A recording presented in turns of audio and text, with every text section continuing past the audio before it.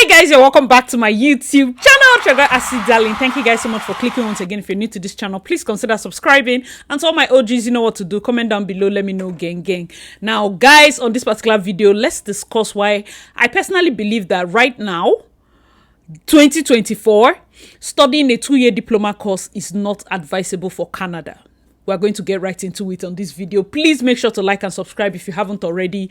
And one thing I need to let you guys know, I know I have been bringing so much information. Studying in Canada as an international student is an unending roller coaster of information, emotions, and sometimes fear. It seems like the government is always bombarding you. Life around you is always bombarding you. And most recently, I'm going to be giving you guys some updates before we get right into today's topic, because the truth is, all these updates I'm going to be sharing today are very important as to why I think studying 2 years right now, 2 years diploma course is not advisable, okay? All right, so the first point, they just did a PMP draw, 676, which is low for PMP. PMP is actually the provincial nomination draw. A dedicated provincial nomination draw means all the people that have gotten their 600 points from different provinces, the express entry has gone into the pool to gather all of them, and they were able to gather 2,985. Now with this number, they are going to lessen the pressure on the general pool, which is fantastic. You understand that for somebody to get PMP draw at 676, which was the lowest, the cutoff, it then means their score, there was somebody there with a score of 76, like your express entry score was 76. 76 is probably the person is way past the age to get any points on age. That's we're talking maybe in your 50s or thereabouts. Maybe the person had very, very, very low IELTS, or no, maybe high school diploma. I'm still going to check like what exactly will make somebody get a score like 76. But one thing you should understand from this is that even with the low score, if you're in the proper province, studying the right thing or have the right skills, you will get provincial nomination. So some people might have 500, but you're studying something Canada doesn't want. Or another person will have 76, and the person is in a course or in a province studying a skill that is needed. That's just the difference. Guys, let me know your thoughts in the comment section. The next one, of course, was an update that Mac Miller released most recently. There's no doubt that Canadian citizenship is highly valued and recognized around the world. We want a citizenship to be fair, accessible, with clear and transparent rules. Not everyone is entitled to it, but for those who are, it needs to be fair. That's why when issues arise around citizenship law, it's important that Parliament addresses them. The proposed legislation will extend citizenship by descent beyond the first generation in a way that is inclusive and upholds the value of our citizenship. If passed, the bill extends automatic citizenship to anyone who was born outside the country to a Canadian parent before the legislation comes into force. We also introduced amendments to respond to issues raised at parliamentary committees as well as in the courts. They will restore citizenship to those we call lost Canadians. That could be someone who was never able to become a citizen or lost citizenship because of previous and outdated legislative provisions, while the government previously brought forward changes that fixed the status of most lost Canadians. A small impacted cohort remained. Under the new legislation, children born abroad to a Canadian citizen who is also born outside Canada will be a Canadian citizenship from birth if their parent can demonstrate they have a substantial connection to Canada. As long as a Canadian parent who was born outside of Canada has accumulated 3 years of time spent in Canada before the birth of the child, they'll be able to pass down their citizenship to their child. Finally, we wanted to take this opportunity to continue to minimize differential outcomes as much as possible for children born abroad and adopted by Canadians compared to children born to Canadians. I saw the video and I was like, you know what? It's neither here nor there. So basically, right now they've released an update concerning citizenships.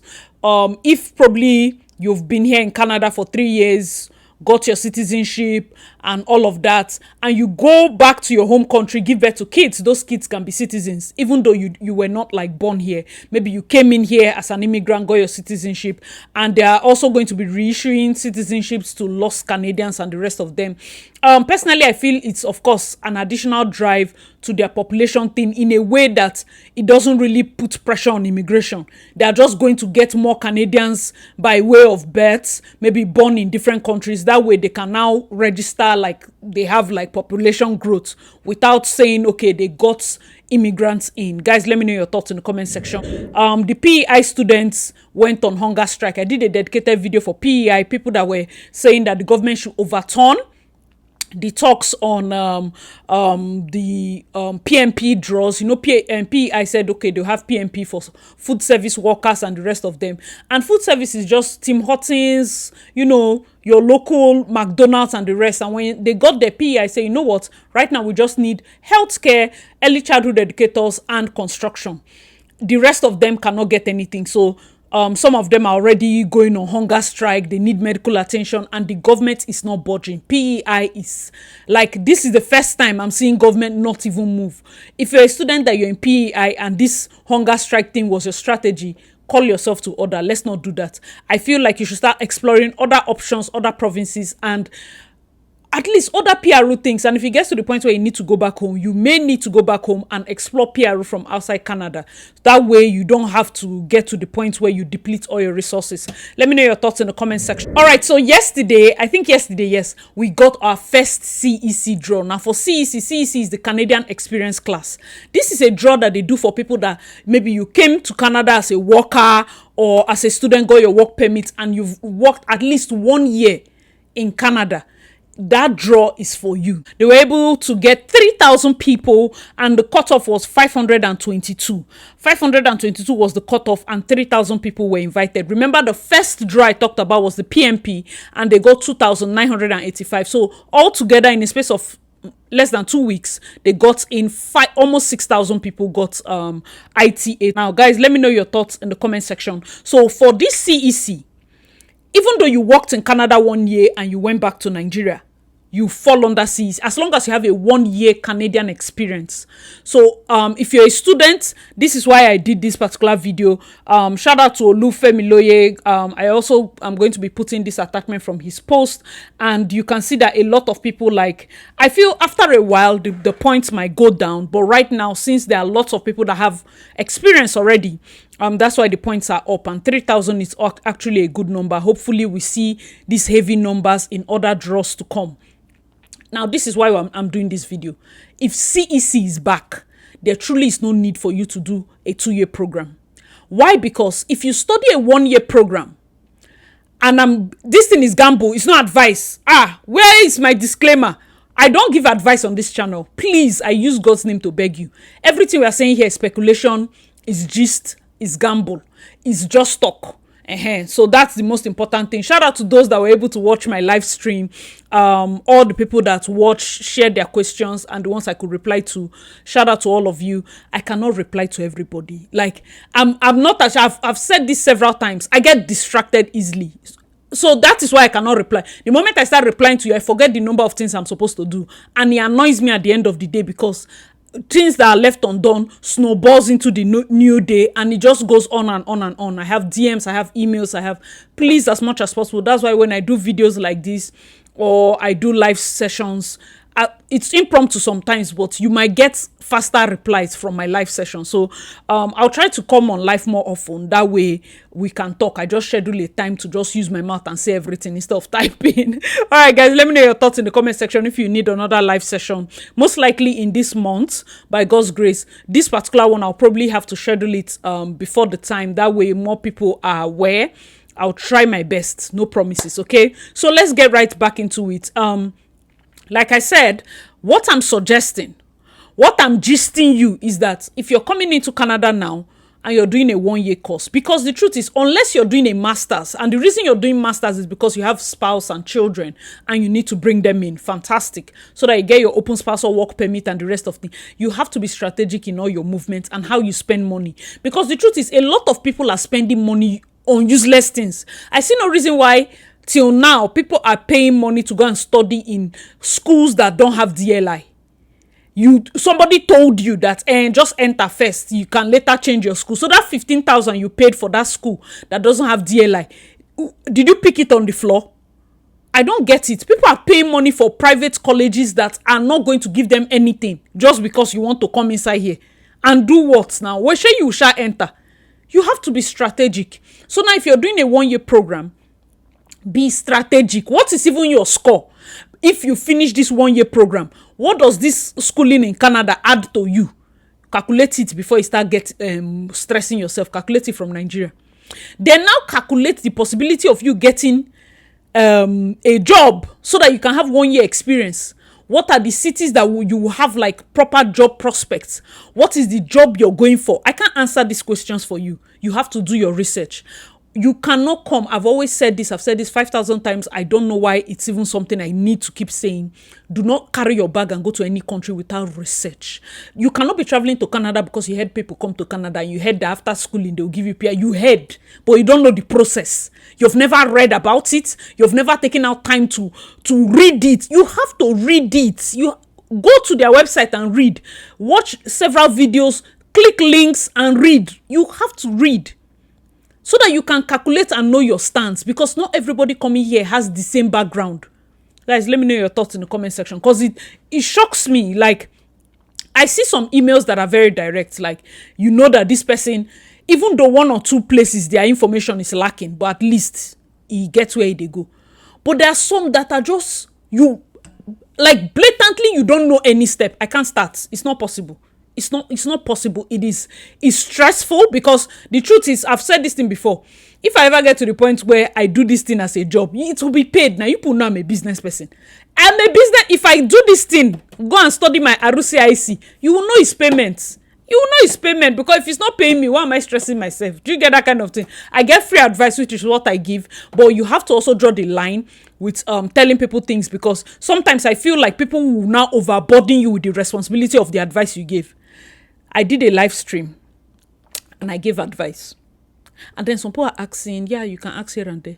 And then you're not reacting, my dear. No be everything then the third person.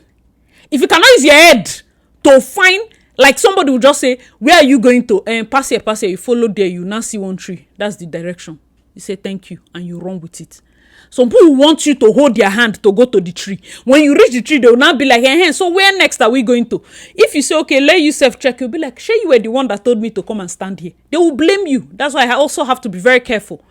If you're coming here, back to our story, because I needed to plug that tomorrow, so that you not tell me, Asi, but you told me to do 1 year course. How come I'm now hanging? My, what they call my postgraduate work permit is expiring. I don't know what to do. Please, I don't tell you to do 1 year course if you know that your age, your points, even before coming here, 0. Like, there's no way. You don't even have a pathway to PR. Don't do it. You will hang. You will hang.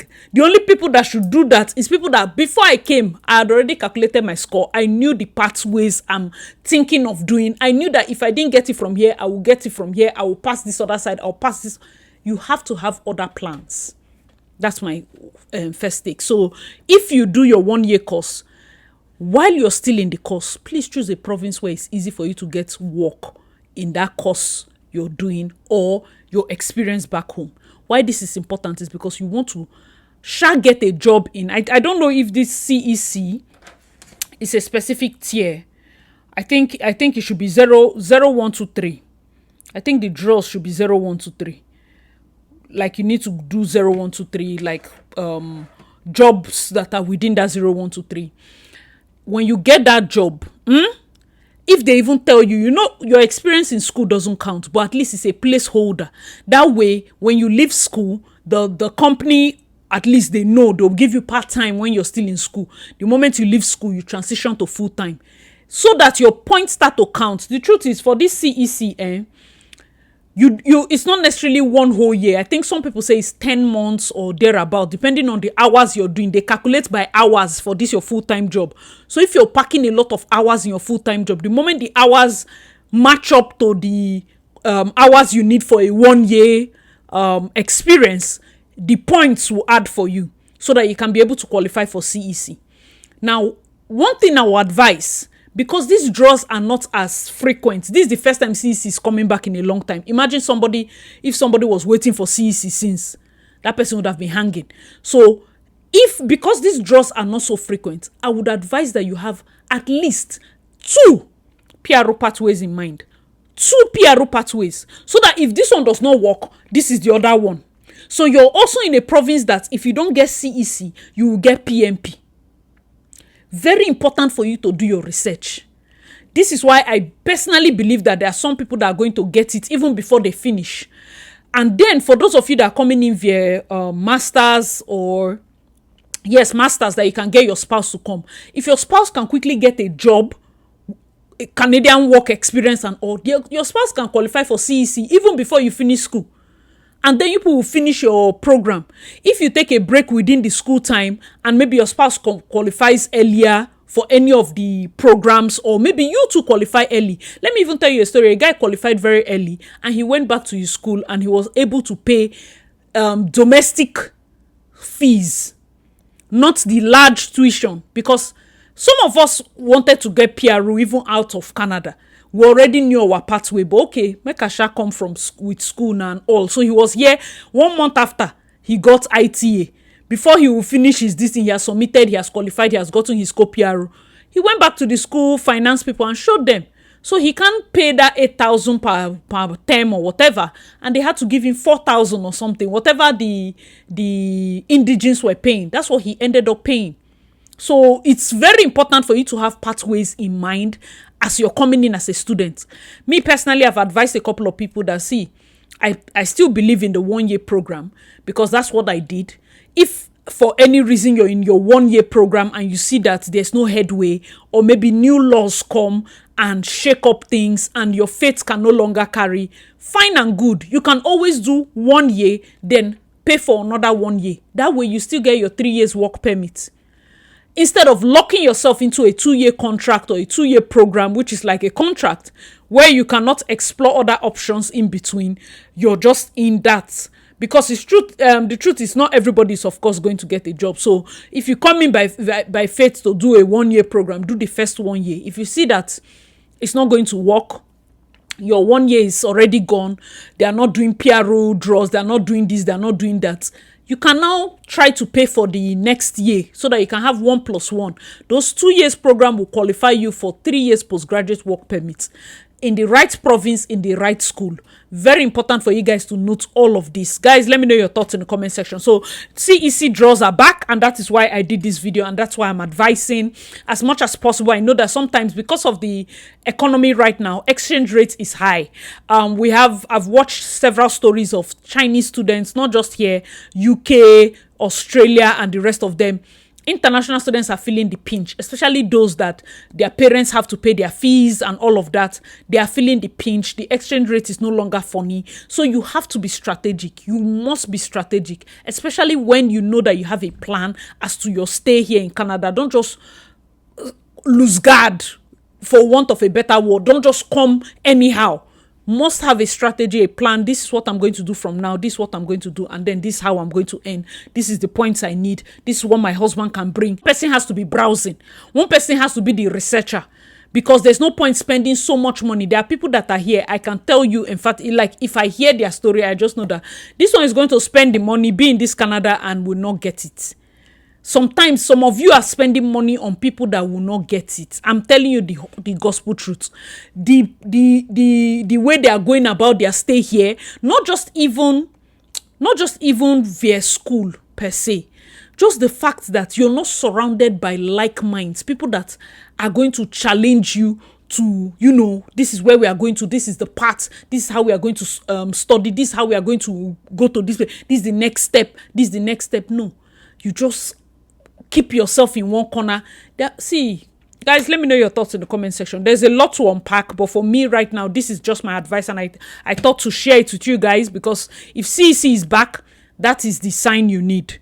That is the sign you need to know that, man, you may be looking at the 1 year program more closely as a way, especially for those of us that have a lot of experience. Now, understand catch. For those of you that jump out of videos because you don't have data, there's nothing I can do for you, because this is when I remember the point.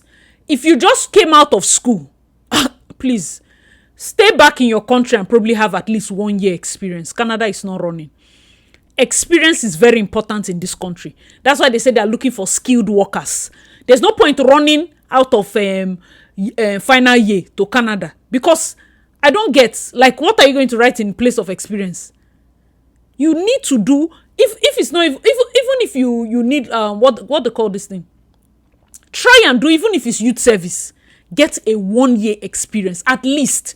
If you can get 2, better for you, but get experience before coming in. It's very important. And then if it's you don't have so much experience and you have just 1 year experience coming in, I don't really know about the programs you would choose and how you will go about it. You might be better off with a master's. It depends on your first degree. This whole thing, when it comes to Canada, I feel like it's not one size fits all. Different people's situation needs a different type of shoe. Guys, let me know your thoughts in the comment section below. Hope you enjoyed this video and you got a thing or two. Share your thoughts, share your questions, and I will try as much as possible to answer. I remain your girl, Ashley Darling. Please check out my other videos, and I'll see you in my next one. Bye, guys.